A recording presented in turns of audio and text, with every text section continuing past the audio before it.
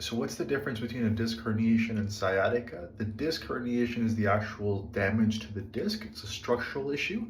Whereas sciatica is all those symptoms that you feel down the leg, right? So it's the numbness, it's the burning, it's the tingling, it's the pain, it's the ache, all of those symptoms that you feel down the leg, that's what's referred to as sciatica.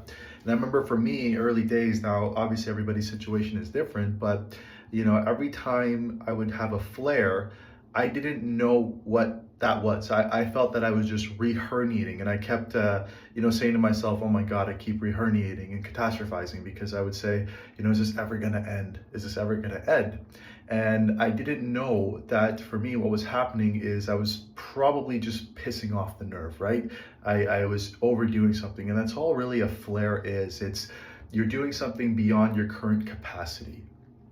And it could be from overdoing physio, or you just overdid something during the day that caused this flare. And over time, because for me, when I re-herniated, I definitely knew that I re-herniated. It was super brutal and painful. It was, the 6 weeks in bed again, where you're bedridden, right? So it was a re-injury, a re-herniation.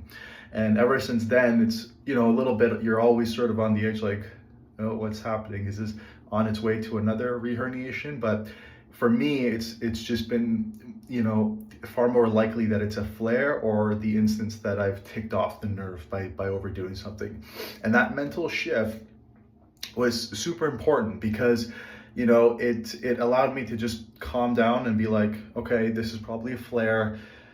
What did I overdo?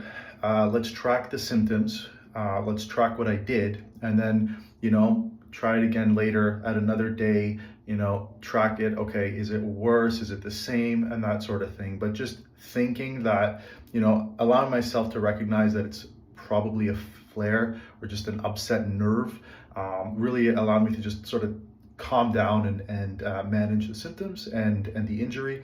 Again, obviously everybody's situation is different. If you're having like severe symptoms, you want to get that checked out as soon as possible. But I'm just sharing what sort of helped me navigate the symptoms and the injury.